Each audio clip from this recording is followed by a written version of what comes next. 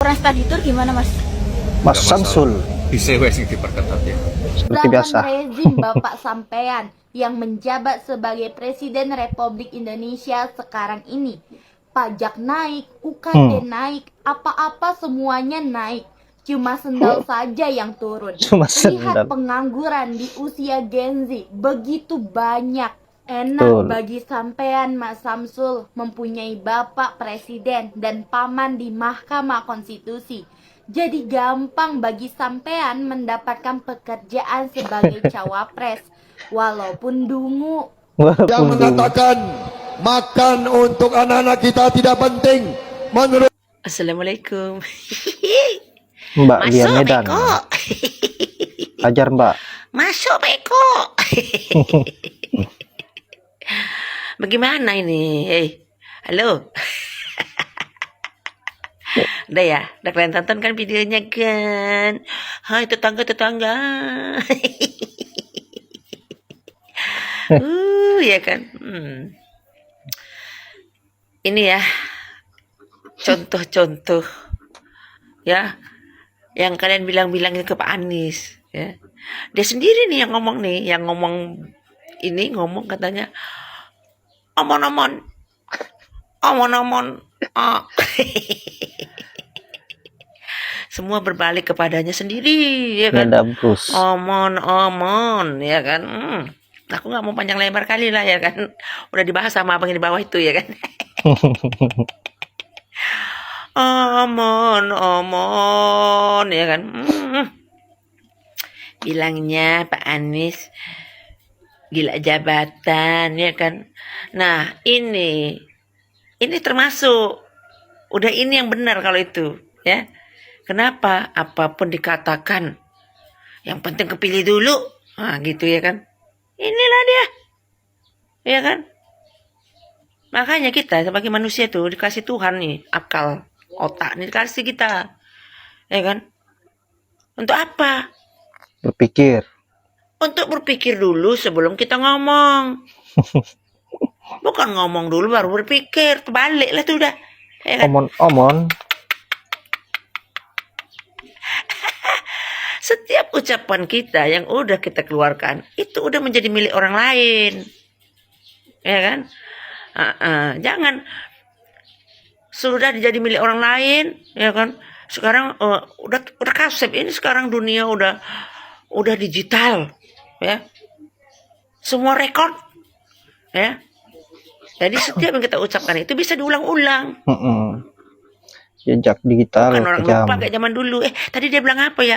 Waktu kemarin itu dia bilang apa? Lupa kami. Gak ada itu. Gak bisa dilupakan ini. Ya. Sudah diucapkan. Baru studi banding. Studi banding itu sebelum melakukan sesuatu ya.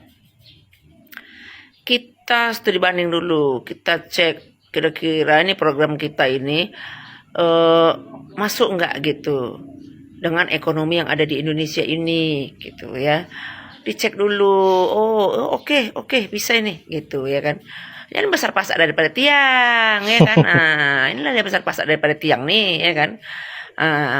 Program unggulan loh nih ya kan. Ini pula yang paling unggulan ya kan. Dan banyak lagi gitu. Jangan lupa masalah gaji guru. Rekor. Direkam ya. Direkam. Ternyata setelah direkam bilangnya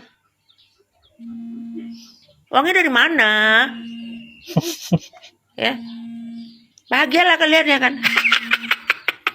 Kalau aku ya yang betul-betul mati-matian mendukung malu aku sumpah. Malu. Aku malu. Bye. bisa bayangkan tadi 400 triliun itu ada Bruce lagi. 450 triliun kalau Iya. Alah, bapak nih ya omon-omon aja kan. Kemarin makan siang gratis, sekarang dirubah jadi sarapan pagi ya. Nanti udah dilantik berubah lagi hilang. Aduh, Pak. Saran saya nih sebagai rakyat kecil ya. Kalau negara ini mau maju, diisi otaknya bukan diisi perutnya. ya. Maksud isi otaknya di sini, negara lebih fokus ya kan pada Pendidikan. infrastruktur pendidikan, biaya pendidikan yang lebih terjangkau, sehingga orang tua murid ya bisa lebih fokus untuk mengurusi anaknya, supaya bisa memberi makan anaknya, supaya bisa memberi jajan anaknya.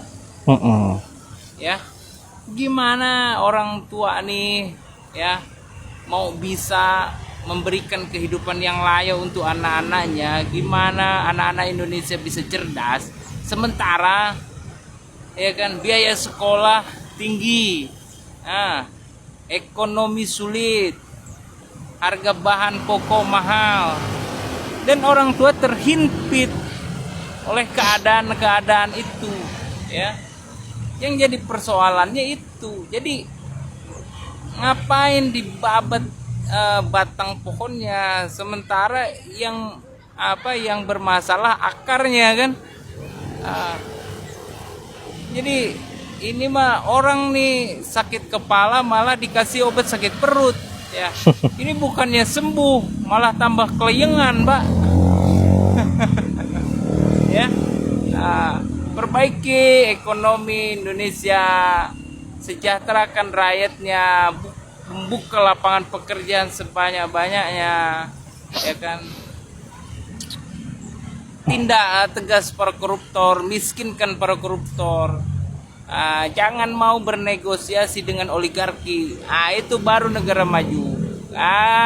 Kalau ini omon-omon aja, nggak bakalan ada maju-majunya nih negara. Ya seperti yang Bapak bilang 2030 bubar nih negara. Bisa jadi itu, Pak. Omongan Bapak itu di 2019. Ya, itu aja saran saya, Pak ya. Yap, lagi-lagi itulah komentar pedas dari netizen terkait dengan omong-omong Pak Prabowo pada saat kampanye. Saya kira jejak digital memang sangat menyakitkan buat Pak Prabowo. Tidak berselang lama, bahkan belum dilantik, sudah kacau balau seperti ini. Dan bahkan Pak Prabowo melakukan sebuah perubahan terkait dengan program-program yang akan dia jalankan, memberikan sebuah klarifikasi di publik, dan tentu itu menjadi bahan tertawaan bagi netizen, bagi sebagian rakyat Indonesia. Dan mungkin saja apa yang menjadi prediksi Pak Prabowo di 2019 akan terjadi, bahwa tahun 2030 Indonesia akan bubar.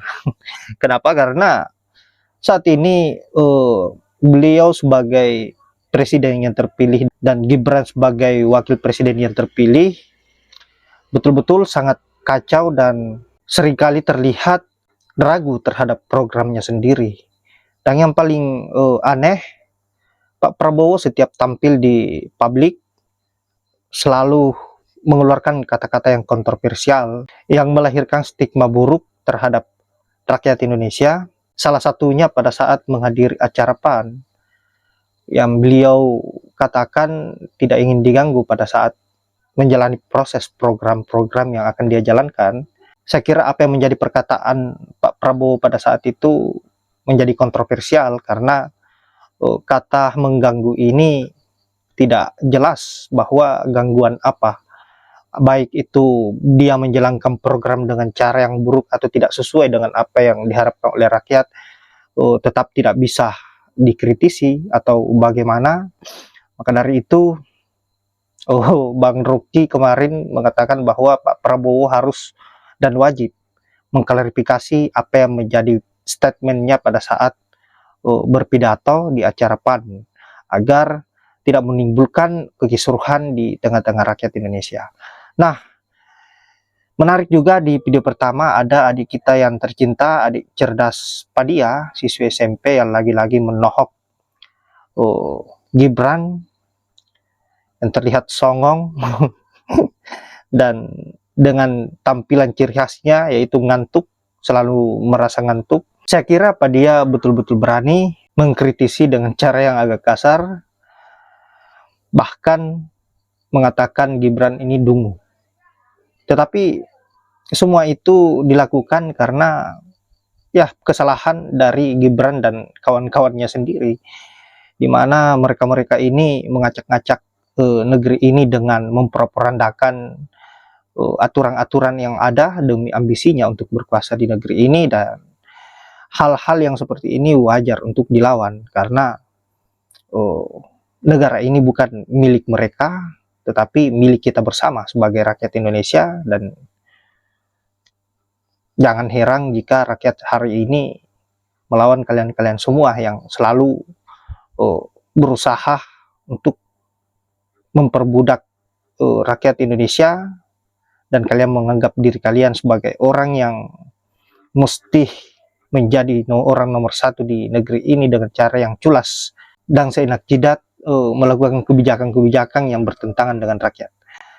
Baiklah, saya kira hanya itu. Terima kasih buat para netizen yang selalu kritis terhadap kebijakan-kebijakan buruk yang dilakukan oleh pemerintah, dan adik Padiah juga semoga selalu semangat menyuarakan sebuah kebenaran dan tentu sehat selalu. Baiklah, saya akhiri dengan ucapan wallahu muwaffiq ila aqwamit thoriq. Assalamualaikum warahmatullahi wabarakatuh.